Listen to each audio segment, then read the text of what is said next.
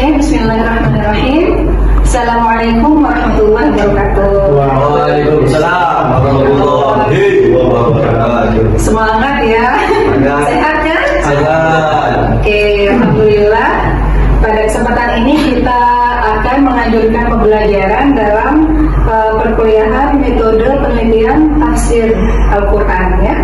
Nah, pada kali ini kita akan membahas tentang metode tafsir maudhu'i. Sebelumnya kan kita sudah membahas tentang metode-metode tafsir yang lainnya seperti tahriri, ijmali, muqarrar. Nah, sekarang kita ke metode selanjutnya, itu metode tafsir maudhu'i.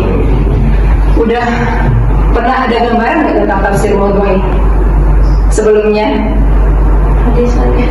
Hadis. Nah, apa sih tafsir maudhu'i? Kalau tafsir sendiri tahu kan? Nah, jadi pengertian tafsir maudhu'i itu kita tahu bahwa maudhu'i itu terambil dinisbahkan kepada kata maudhu'. Tahu arti maudhu' kan? Tema, topik, atau pembahasan tentang suatu tema tertentu. Nah, jadi tafsir maudhu'i adalah metode penafsiran Al-Quran berdasarkan tema tertentu, menghimpun seluruh ayat terkait dari berbagai surah untuk pemahaman yang utuh dan menyeluruh terhadap tema tertentu tersebut. Paham nggak? Paham. Nah, sesuai dengan namanya tadi, maudhu' itu kan kalau di bahasa Indonesianya disebut sebagai tafsir tematik, pasti sudah familiar banget lah ya.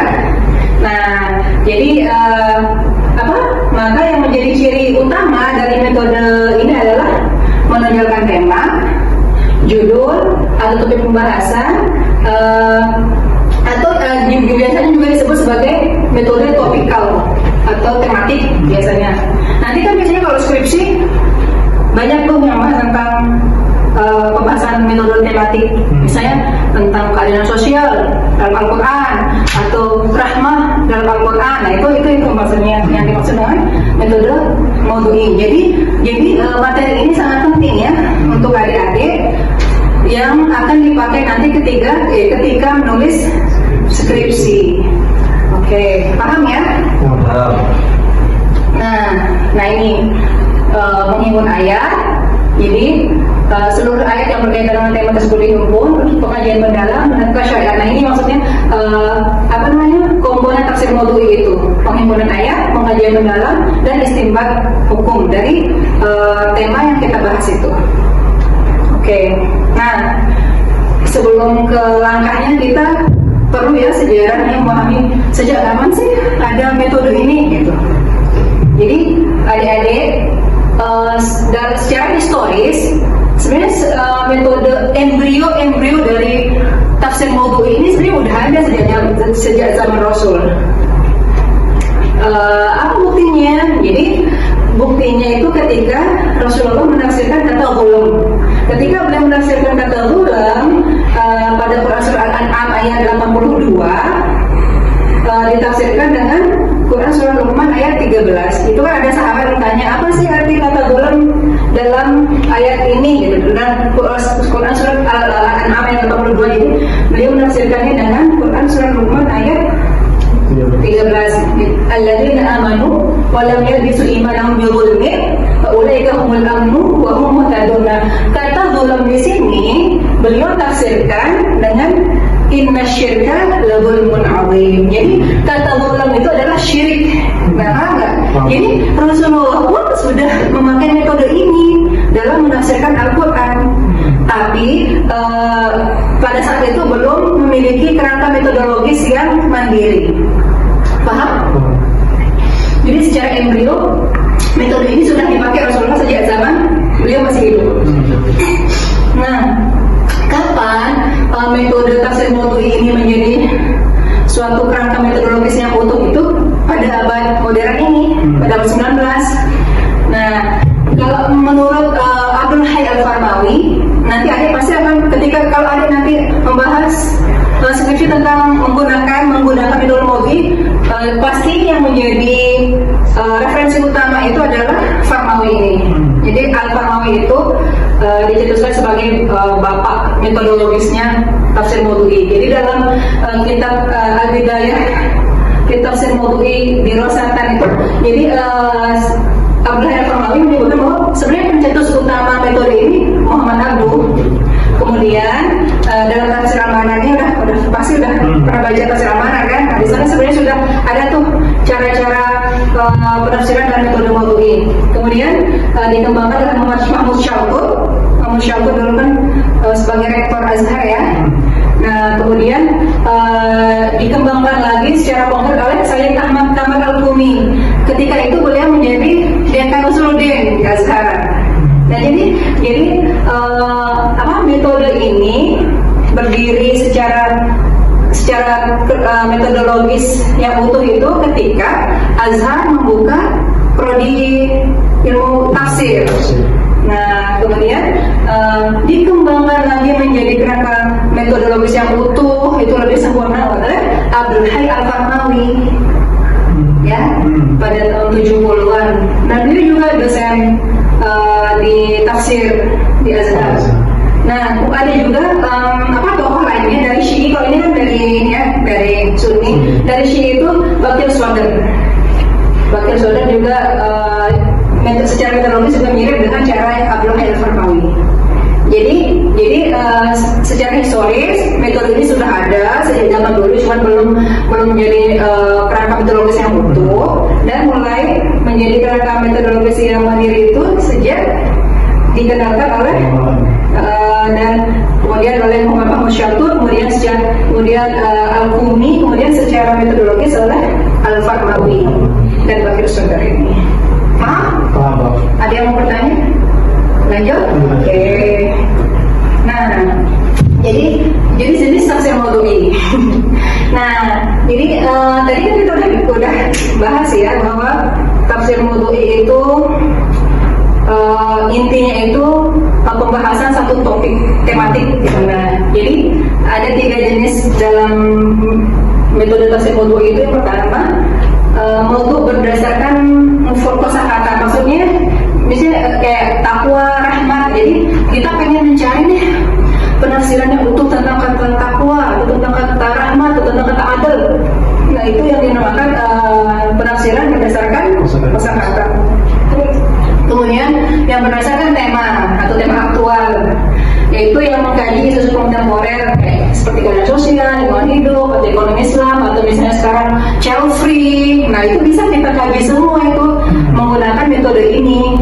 Nah, jadi selanjutnya nanti kita ke langkah-langkah. Nah, ini penting banget, sangat urgent kita bahas, karena nanti adik-adik ketika skripsi atau nggak mesti skripsi, penelitian ketika nulis jurnal atau ketika menggunakan metode tafsir ini harus banget memahami pakem-pakem ini, langkah-langkahnya.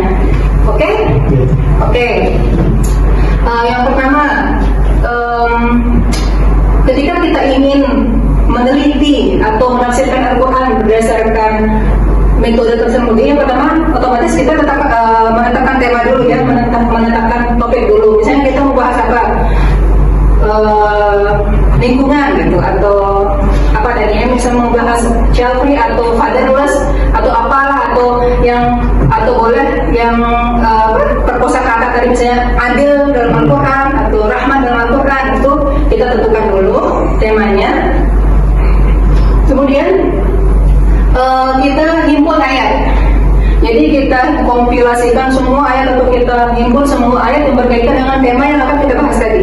Misalnya kayak tema misalnya kita takwa misalnya, kita himpun semua ayat berkaitan dengan takwa. Dari mana kita tahu? Gimana cara menghimpunnya? Nanti bisa adik-adik bisa buka Mu'jam Fahros, atau paham ya? Mu'jam Fahros pasti sering dipakai ya. Kemudian bisa juga mufradat fi Quran kayak Asfahani. Kemudian bisa juga Fathur Rahman, kemudian banyak juga ya kitab-kitab lain yang kita gunakan untuk mengklasifikasi ayat atau mencari ayat-ayat yang berkaitan dengan tema ini. Nanti buka ya tuh di Mu'jam Fahros itu ya, kita rahmah dan derivasinya. Nanti kalian ketahuan tuh di surat mana aja ayat-ayatnya. Oke, setelah kita himpun itu, kemudian kita menyusun ayat-ayat yang udah kita himpun tadi itu berdasarkan tartib nuzuli. Nah, ini yang ciri khasnya tafsir maudhu'i itu dia penyusunannya sesuai tartib nuzuli, bukan tartib mushafi. Itu perbedaannya dengan tahlili dan yang lain-lainnya, ya.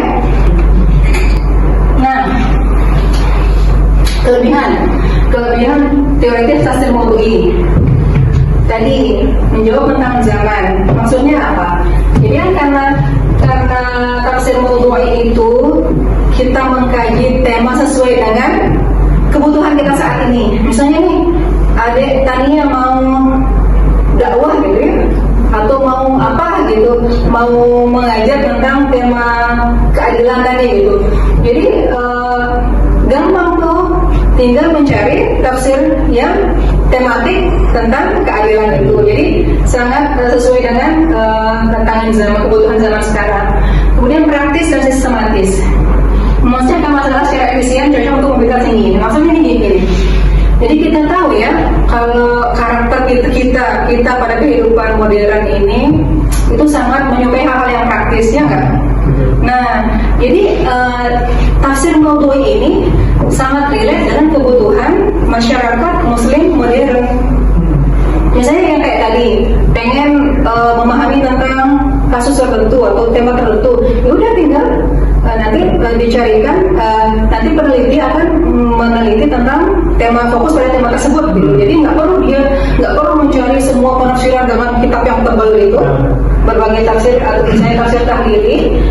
Cukup dia membaca tafsir maudhu'i tentang tema yang akan dibutuhkan. Tadi kelebihan, nah masih ada kekurangan ya. Nah, kekurangannya itu memenggal ayat Al-Quran, itu misalnya tadi kan kita fokus pada satu tema aja, jadi ya udah ayat-ayat itu aja yang kita bahas, kita nggak ngebahas ayat yang lainnya gitu. Membatasi pemahaman ayat, pemahaman ayat menjadi terbatas pada judul pembahasan, padahal satu ayat bisa ditinjau dari berbagai aspek yang tadi itu ya. Nah, ini perbandingan tafsir tahlil maudhu'i. Tahlil itu ayat berurutan sesuai mushafi. Jadi ketika kita menafsirkan tafsir tahlil itu memang harus dari awal, terus fokus pada detail linguistik, bahasa dan lain-lainnya. Kemudian membahas setiap ayat secara terpisah itu karena dia sesuai tartib mushafinya. Sedangkan tafsir maudhu'i menghimpunkan ayat dari berbagai surat sesuai tema yang kayak tadi misalnya tentang dzulm kan pakai ayat Al-An'am, Luqman kan jauh banget tuh kalau secara mushafi, tapi dihimpun dalam satu tema, kemudian memberikan gambaran yang lengkap terhadap suatu isu dan lebih kontekstual dan relevan dengan problematika itu. Paham ya? Nah, ini contoh penerapannya nih. Misalnya kita mau keadilan dalam Al-Quran gitu ya, tema. Jadi ayat-ayat yang terkait dengan keadilan seperti di An-Nahl ayat 90, Al-Maidah ayat 8, Hujurat ayat 9 dan lainnya, entah itu memakai kata al-adlu atau pakai kata al-qistu, pokoknya semua kata-kata yang berkaitan dengan kata adil itu. Nah, itu setelah kita kumpulkan, setelah kita analisis, ternyata istimewa itu adalah bukan hanya soal hukum, tetapi juga berkaitan dengan etika sosial, hubungan antar manusia, dan perintah moral spiritual dari Allah. Jadi inilah contoh sederhananya ketika kita hasil dari ketika kita memakai metode maudhu'i dalam konteks keadilan dalam Al-Quran. Jadi sebagai penutup, jadi dari yang kita bahas tadi itu, metode maudhu'i itu merupakan metode yang efektif ya dalam dakwah dan kajian Al-Quran. Kemudian memahami Al-Quran secara tematik sangat krusial untuk menjawab tantangan zaman,